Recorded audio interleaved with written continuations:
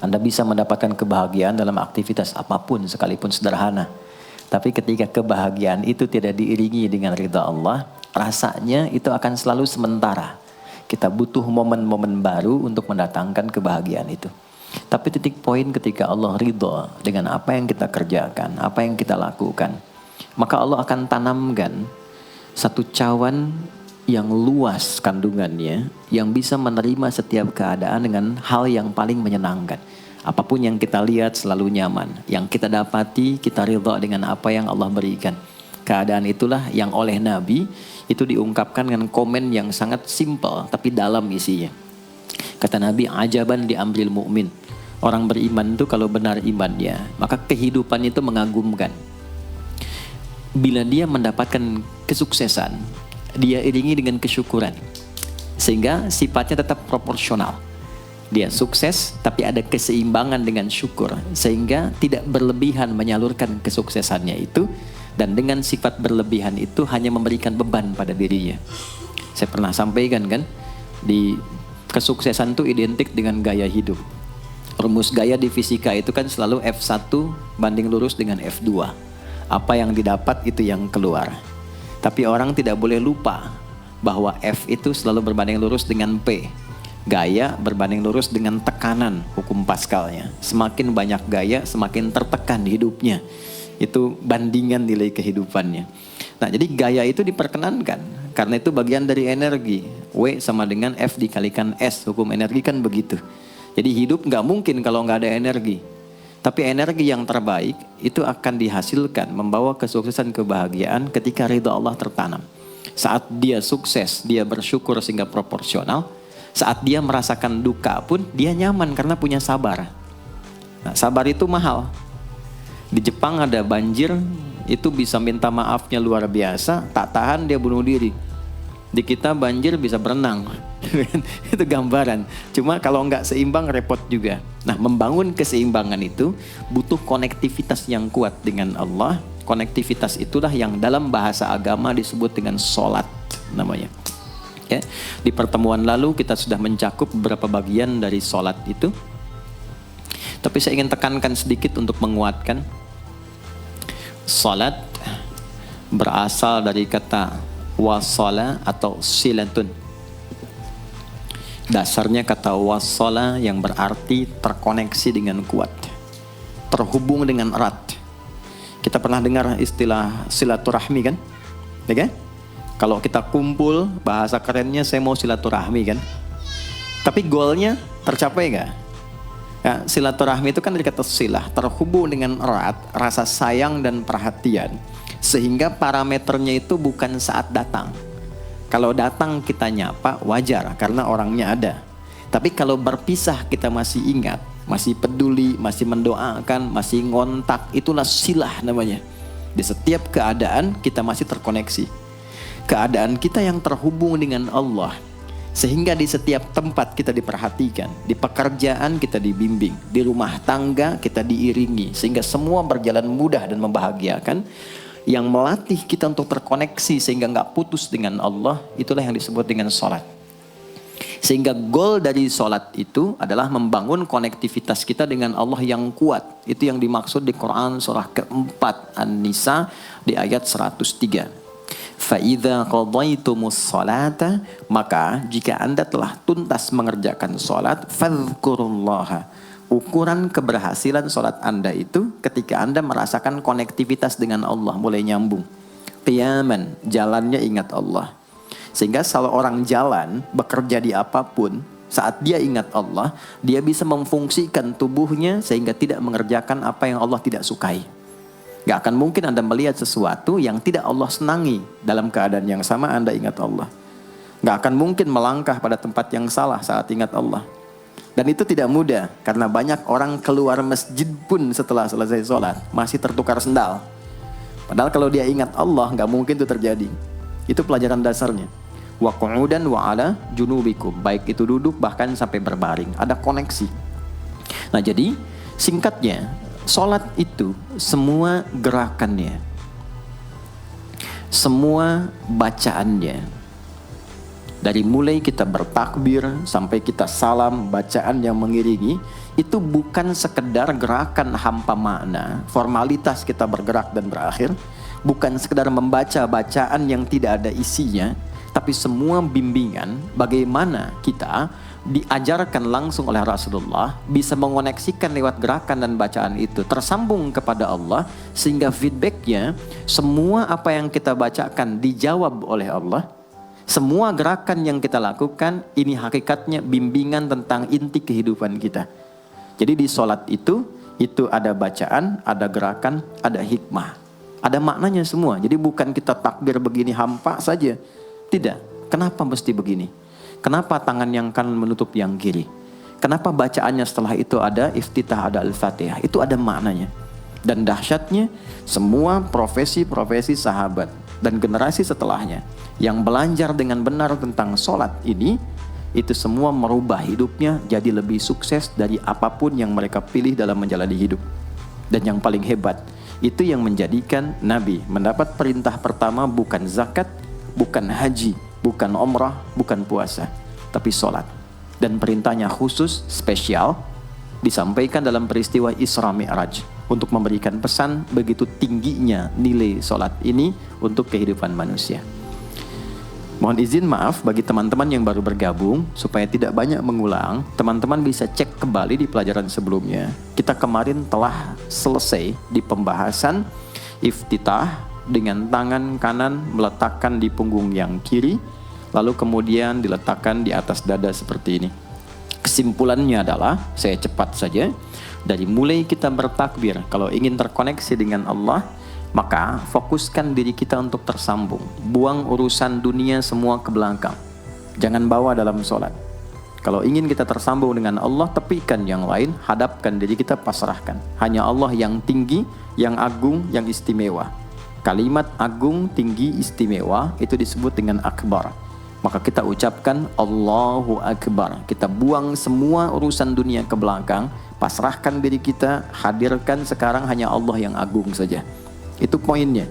Kenapa problemnya tidak sedikit orang sholat itu sulit menemukan kekhusyuan? Karena dia bertakbir masih membawa dunia. Dia tidak sholat dengan memahami gerakan takbirnya. Dia jadikan sebagai formalitas. Apakah benar? Secara fikih benar. Gugur kewajiban, dapat pahala sesuai keikhlasan, tapi value dari sholat yang mahal itu nggak dapat. Itu poinnya. Buang semua urusan dunia, kemudian tambatkan diri kita hanya kepada Allah. Dan uniknya kata Nabi, di fase itulah setan mulai bertugas yang mengganggu kita, supaya kita tidak fokus untuk memahami dan melakukan apa yang kita baca dan kita gerakan.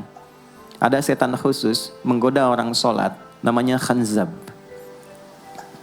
Nanti ada 9 jenis setan yang detil tugasnya itu berada di sekitaran kita. Mungkin satu kali Mas Baim kita belajar tentang fikih setan. Belum pernah ada kan ya?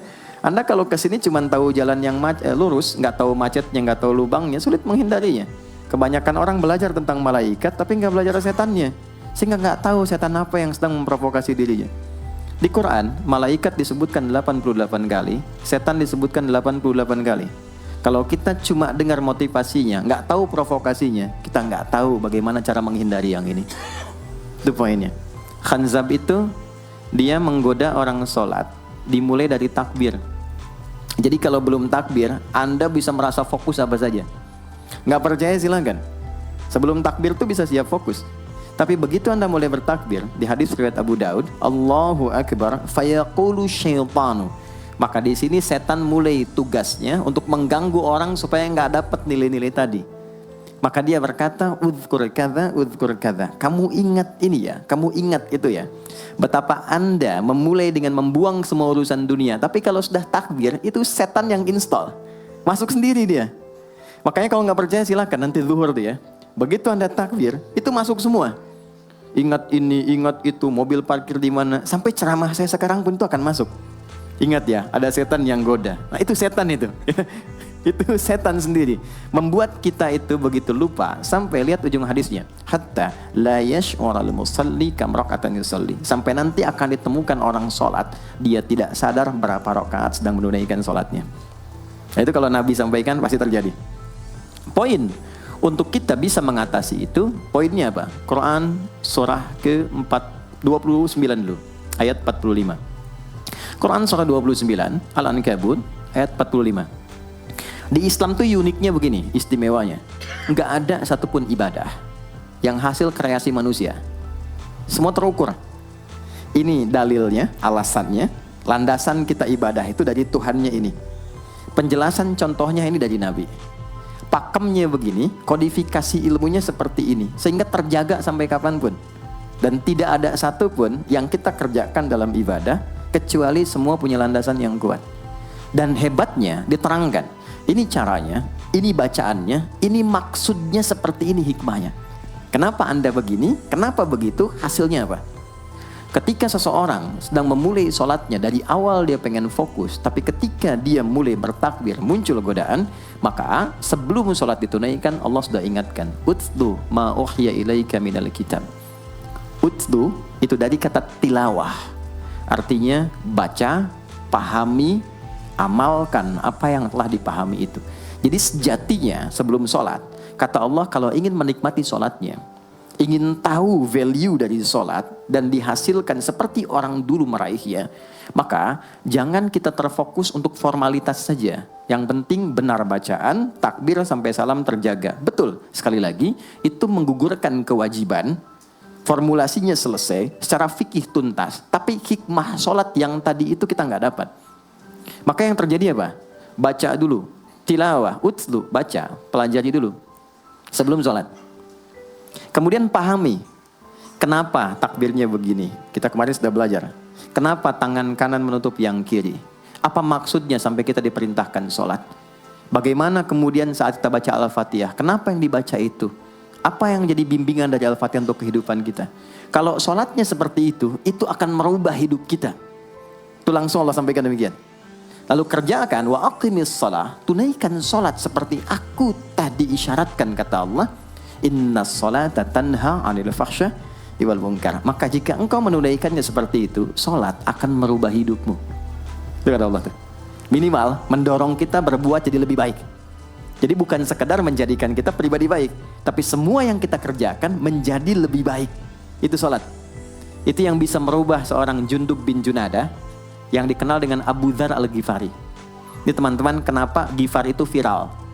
Ghifar itu Ghifar, sekampung kurang lebih masuk Islam dan berubah jadi orang baik semua. Merubah hidup mereka.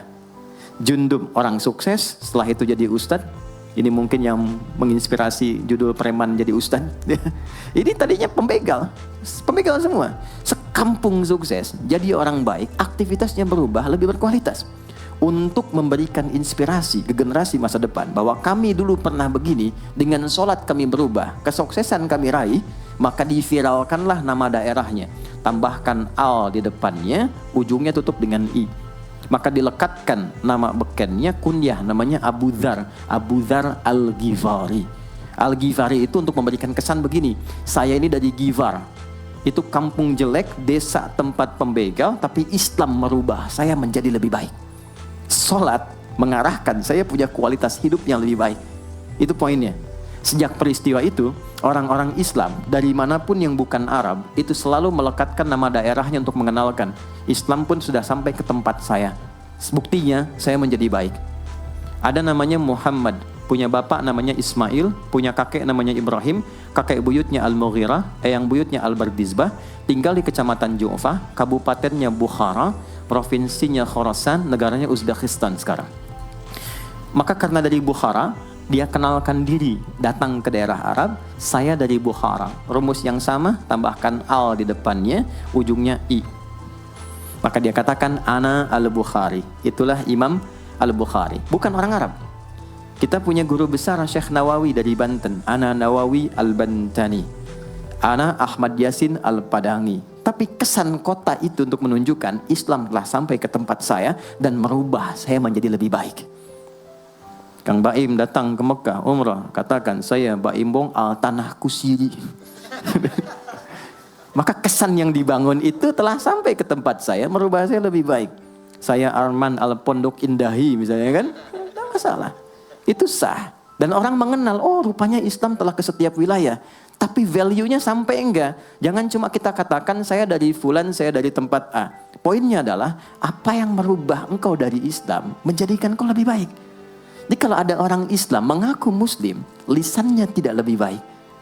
Maaf sekali, telinganya mendengar tidak yang baik, perilakunya kurang baik, maka dipertanyakan klaim keislamannya. Sudah sejauh mana saya mendapatkan keberkahan dari Islam itu?